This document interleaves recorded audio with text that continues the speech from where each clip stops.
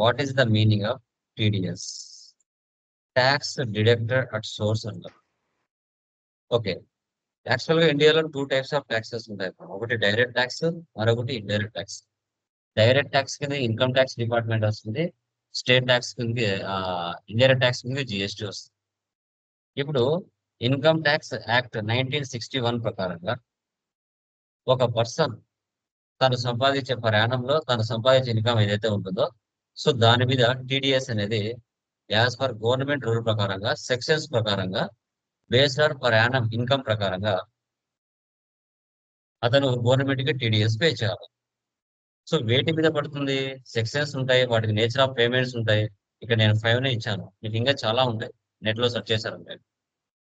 Okay, మీ యొక్క salary based on శాలరీని బట్టి employee salaries మీద, రూమ్ రెంట్స్ మీద, ఈపీఎఫ్ మీద, కమిషన్స్ మీద, లాటరీస్ మీద, హార్స్ రేసెస్ మీద, ఇంట్రెస్ట్ ఆన్ సెక్యూరిటీస్ మీద మీరు చూసుకుంటే చాలా ఉంటాయి, డివిడెండ్స్ మీద. ఓకే, వాటి మీద ట్యాక్స్ అనేది పడుతుంది. ఓకే, సో ఎలా అనేది మీరు చూస్తారు. ఇప్పుడు ఎగ్జాంపుల్, రీసెంట్ గా కొన్ని స్లాబ్స్ చేంజెస్ చేసింది కదా ఆమె, మీరు గమనించారు కదా. యాక్చువల్ గా 0 నుంచి 2,50,000 మధ్యలో పర్ యానం ఇన్కమ్ ఉంటే 12 months కి మీకు ఎలాంటి టీడీఎస్ పడదు, 0. మీ శాలరీ 2,50,000 నుంచి 5 lakhs మధ్యలో ఉంటే 12 months కి 5% టీడీఎస్. 5 లక్షల నుంచి 7,50,000 మధ్యలో ఉంటే 10%.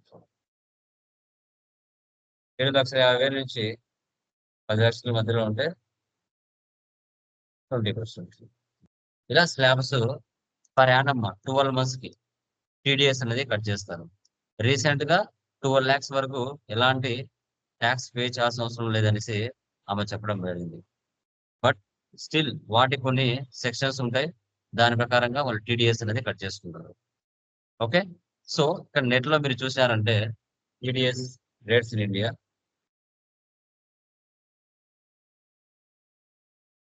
చార్ట్ ఆఫ్ అకౌంట్స్ చూడండి మా సెక్షన్స్ ఉంటాయి, ప్రజెంట్ ఉంటుంది, ప్రపోజల్ ఉంటుంది. 194 dividend, winnings from lottery, puzzles, winning from horse races, 194 BB, insurance commission, 194I, rent, 195J, fee for professional or technical services. చూడండి ఇంకా క్లారిటీగా ఇచ్చాడు. 192 payment of salary from EPF, interest on securities, payment of any dividend. Percentage కూడా ఇక్కడ style ఇచ్చారు చూడండి. ఇవన్నీ అవేమా. Okay, rent on building or land 10%. ఓకేనా, సో దీన్ని మనం ఏ విధంగా టాలీలో చేయాలో చూద్దాం. టీడీఎస్ నేను చెప్తాను, టీసీఎస్ మీరు చేయాలి. Create company, TDS February 22, Tally from 6.0, control A, first option yes పెట్టండి, మెయింటైన్ అకౌంట్స్, బిల్ వైజ్ కూడా ఎస్ పెట్టండి, రిమైనింగ్ అని నో పెట్టండి, జిఎస్టీ కూడా నో మీట్. Tax deducted at source yes. Tax account number, మీరు కంపెనీలో పని చేస్తే కంపెనీ, లేదు ఓన్ గా పెట్టుకుంటే individual HF, Hindustan united families అంటారు. ఇప్పుడు మీరు ఒక ఐటీ కంపెనీలో పనిచేస్తున్నారు. ఓకే, సో మీ యొక్క శాలరీ 40,000, మీరు ఏ స్లాబ్ లోకి వస్తారు చెప్పండి? మీ శాలరీ 40,000, 12 months కి ఎంత అమౌంట్ అవుతుంది? 4,48,000. మీరు ఏ స్లాబ్ లోకి వస్తారు? దీనిలోకి వస్తారా, దీనిలోకి వస్తారా? మీకు ట్యాక్స్ ఎంత కట్ అవుతుంది చెప్పండి? 5%. ఓకే, మీ యొక్క రూమ్ రెంట్ వచ్చేసి 50,000 12 months కి. ఎంత అవుతుంది? 50,000 ఇంటూ 12 మంత్స్, 6 లక్షలు. మీరు ఏ స్లాబ్ లేక వస్తారా? దీనిలోకి వస్తారా, దీనిలోకి వస్తారా? 10%. 10%. ఓకే, మీరు పాన్ నెంబర్ ఇస్తే సేమ్ పర్సంటేజ్ కట్ అవుతుంది. పాన్ నెంబర్ ఇవ్వలేదు అంటే ఆటోమేటిక్గా 20% కట్ అవుతుంది. చూస్తారు. Individual control A, control A, create లో వెళ్ళండి. TDS nature of payments. First ఏముంది? Salaries paid to Priya traders. Salaries section 192 company code, remittance code ఇవన్నీ కంపెనీలో ఇస్తారు. మనం ఇది సెక్షన్ ఎంత ఇచ్చారు మనకి? 5%. Rent section 194I. దానికి ఎందుకు వస్తుంది? 50,000. Okay, 10%. Commission commission lottery 194H. ఓ 5%. ఇలా ఎన్ని ఉంటే అన్ని తీసుకోవాలమ్మా. ఇక్కడ నాకు 3 ఉన్నాయి కాబట్టి ప్రజెంట్ 3 తీసుకో. లెడ్జర్ లోకి వెళ్ళండి. సో ఫస్ట్ వచ్చేసి salaries, direct expenses is TDS applicable. Nature of payment salaries కి శాలరీస్ తీసుకోవాలి. Rent applicable. సో రెంట్ కి రెంటే తీసుకోవాలి. Commission applicable. కమిషన్ కి కమిషన్ తీసుకోవాలి. Priya traders, sundry creditors. Is TDS deductible? Yes. Deductive type government ఎంప్లాయీవా, non government employee, Indian వా, other country person, ఇవన్నీ అడుగుతుంది. మనకు అవసరమైతే తీసుకుంది. Individual H E F resident. Deduct TDS in same voucher. ఇది మధ్యలో డిస్టర్బ్ చేస్తుంది, ఇది నో డిడక్ట్. ఇప్పుడు ఈ యొక్క సప్లయర్ కి ఆ నెంబర్ ఉంటే అది ఇవ్వాలి. ఇక్కడ ఇవ్వలేదు అంటే నువ్వేమో 5% అయినా కూడా అది ఆటోమేటిక్ గా 20% తీసుకుంటావు. Fish traders.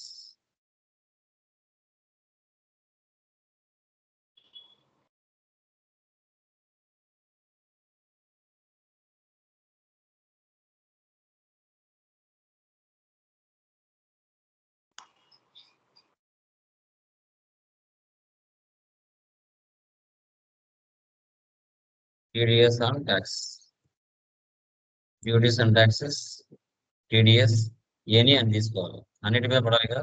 Yes. ఇప్పుడు ప్రతి ఒక్కరికి కూడా మీరు శాలరీస్ నెల తర్వాత 1 నుంచి 5 తారీఖు లోపల ఇస్తారు. జనవరి శాలరీ ఫిబ్రవరి 1 నుంచి 5 లోపల ఇస్తారు. ఫిబ్రవరి శాలరీ మార్చ్ 1 నుంచి 5 లోపల ఇస్తారు. సో ఫస్ట్ మనం ఏం చేయాలంటే F7 ఎంటర్ చేసుకోవాలి. ఎవరెవరికి ఎంతెంత అమౌంట్ ఇవ్వాలి అనేసి. నేను 5th మంత్ తీసుకుంటున్నాను, 40,000. Address new reference 1.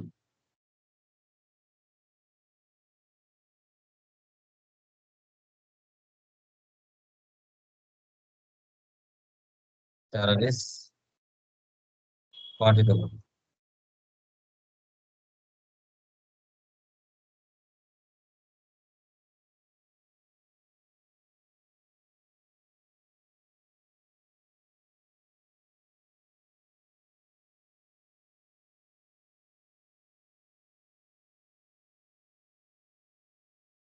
ఓకే, చూడండి ఇక్కడ ఆన్ ద స్పాట్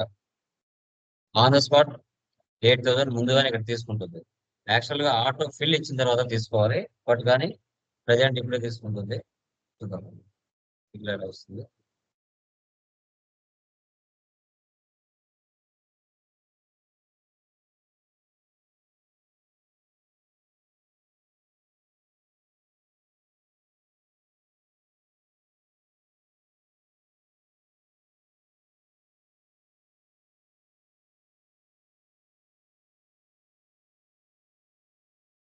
ఇది నో పెట్టాలమ్మా, లేదంటే డిస్టర్బ్ చేస్తుంది.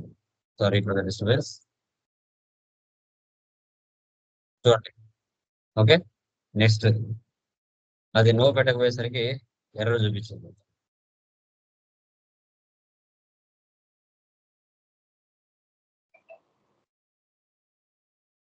కమిషన్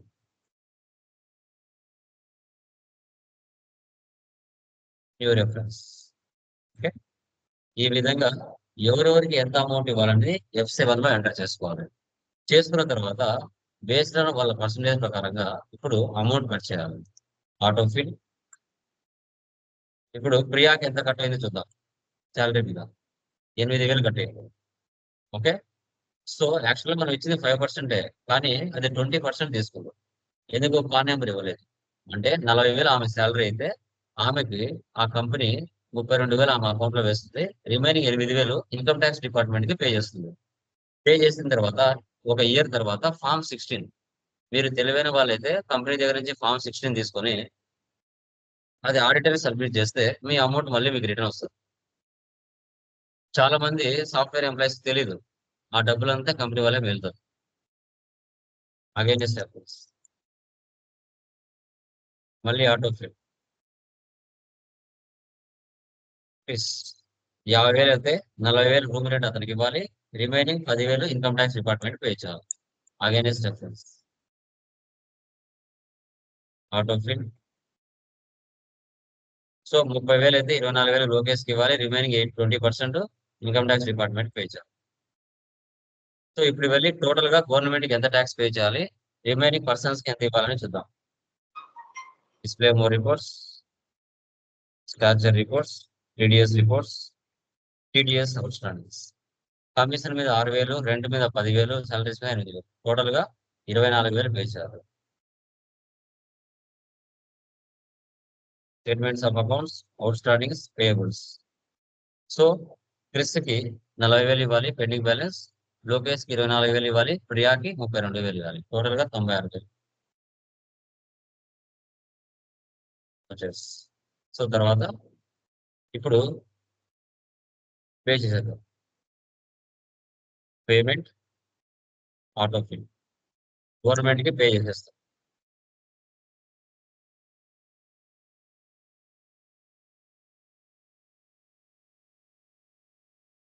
సో టోటల్ గా 24,000 గవర్నమెంట్ కి పే చేసేస్తాం ముగ్గురు మీద.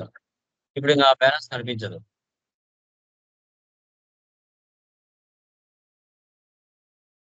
చూసారా, క్లియర్ అయిపోయింది. ఇప్పుడు ఇంకా రిమైనింగ్ అమౌంట్ ఏదైతే ఉందో అది వాళ్ళకి ఇచ్చేయాలి.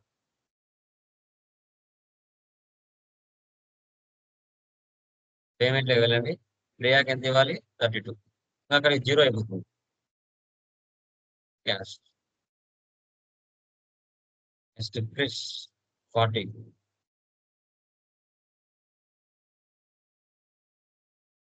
నెక్స్ట్ లోకేష్ 24.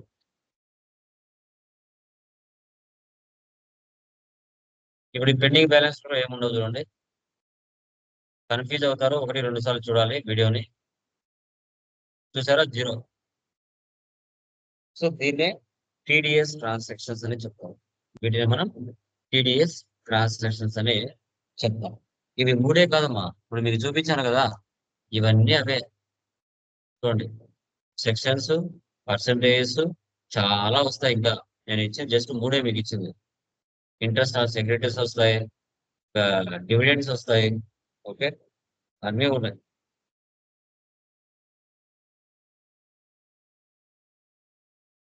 ఇలా ఇంకా టీసీఎస్ వేరే చేయాలి. ట్యాక్స్ కలెక్టర్ అఫ్సోర్స్ అంటాం. ఇది కూడా ఇన్కమ్ ట్యాక్స్ యాక్ట్ 1961 ప్రకారంగా ఓకే వీళ్ళు టీసీఎస్ కట్ చేస్తారు.